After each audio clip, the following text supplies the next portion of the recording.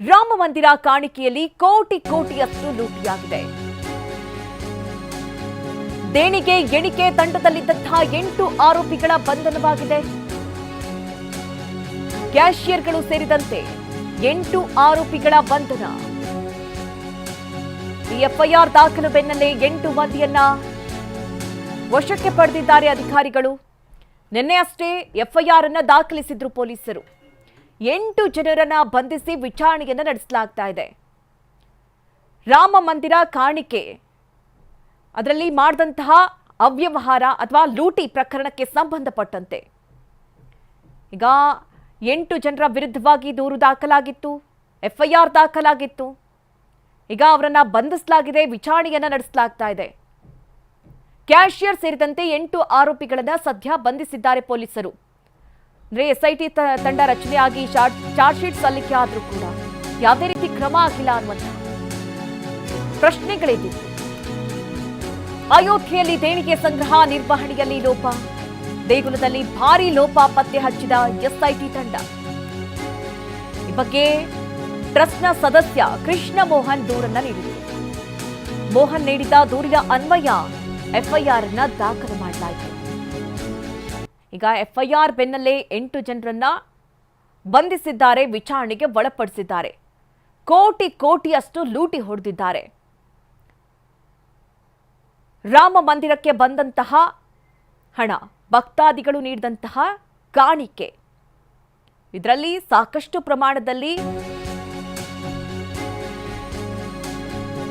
ದೊಡ್ಡ ಮಟ್ಟದ ಹಣವನ್ನ ಲೂಟಿ ಮಾಡಿದ್ದಾರೆ ಎನ್ನುವಂತಹ ವಿಚಾರದಲ್ಲಿ ರಾಮ ಮಂದಿರ ದೇಣಿಗೆ ಹಗರಣದಲ್ಲಿ ಮೊದಲ ರಾಜೀನಾಮೆಯಾಗಿದೆ. ಪ್ರಧಾನ ಕಾರ್ಯದರ್ಶಿ ಸ್ಥಾನಕ್ಕೆ ಚಂಪತ್ ರಾಯ್ ರಾಜೀನಾಮೆಯನ್ನು ನೀಡಿದ್ದಾರೆ.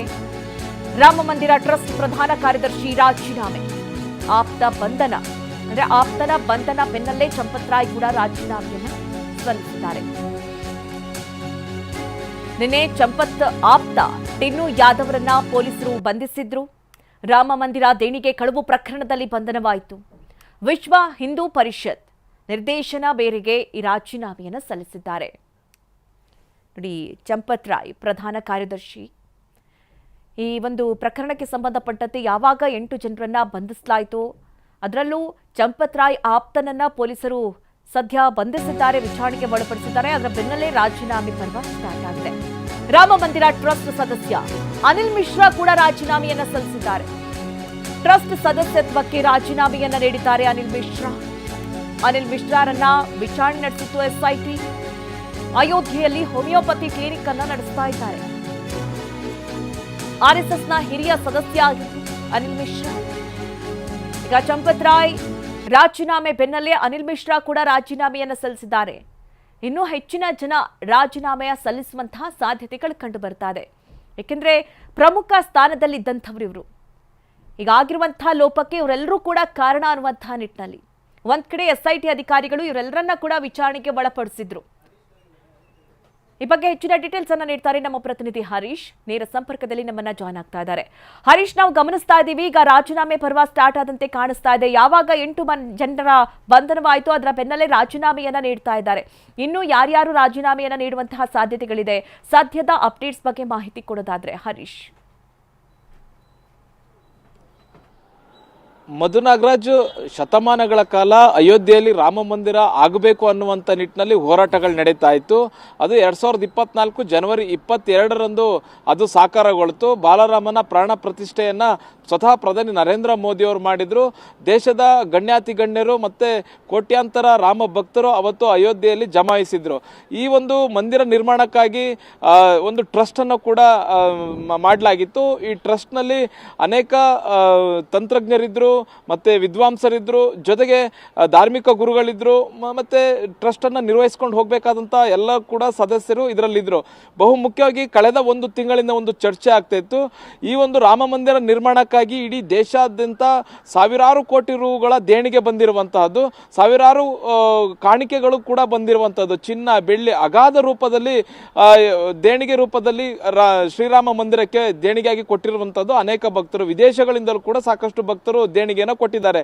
ಇಲ್ಲಿ ಅವ್ಯವಹಾರ ಆಗಿದೆ. ದೇಣಿಗೆ ಸಂಗ್ರಹಿಸಿದಂತಹ ವೇಳೆ ಅದು ಅವ್ಯವಹಾರ ಆಗಿದೆ, ಲೂಟಿ ಮಾಡಲಾಗಿದೆ, ದರೋಡೆ ಮಾಡಲಾಗಿದೆ. ಈ ಟ್ರಸ್ಟ್ ನ ಸದಸ್ಯರೇ ದರೋಡೆ ಮಾಡಿದ್ದಾರೆ ಅನ್ನುವಂತ ಆರೋಪ ಕೇಳಿ ಬಂದಿತ್ತು. ಮೊದಲಿಗೆ ಇದನ್ನ ಪ್ರಸ್ತಾಪ ಮಾಡಿದಂತವರು ಸಮಾಜವಾದಿ ಪಕ್ಷದ ನಾಯಕರಾದಂತ ಅಖಿಲೇಶ್ ಯಾದವ್ ಅವರು ಜೂನ್ 7ನೇ ತಾರೀಕು ಈ ವಿಚಾರವನ್ನ ಪ್ರಸ್ತಾಪ ಮಾಡ್ತಾರೆ. ಅಂದ್ರೆ ಅಯೋಧ್ಯೆಯ ಏನು ದೇಣಿಗೆ ಸಂಗ್ರಹ ವಿಚಾರದಲ್ಲಿ ಸಾಕಷ್ಟು ಲೂಟಿ ಆಗಿದೆ, ದರೋಡೆ ಆಗಿದೆ, ಇದ್ರ ಬಗ್ಗೆ ಸೂಕ್ತ ತನಿಖೆ ಆಗಬೇಕು ಅನ್ನುವಂಥ ನಿಟ್ಟಿನಲ್ಲಿ ಮೊದಲು ಪ್ರಸ್ತಾಪವನ್ನ ಮಾಡ್ತಾರೆ. ನಂತರ ಜೂನ್ 13ನೇ ತಾರೀಕೊಳಗೆ ಅದು ಹೆಚ್ಚು ರೀತಿಯಾಗಿ ಪ್ರಚಾರ ಆಗುತ್ತೆ, ಸಾರ್ವಜನಿಕವಾಗಿ ಚರ್ಚೆ ಆಗುತ್ತೆ, ರಾಜಕೀಯವಾಗಿ ಚರ್ಚೆ ಆಗ್ತಾ ಹೋಗುತ್ತೆ.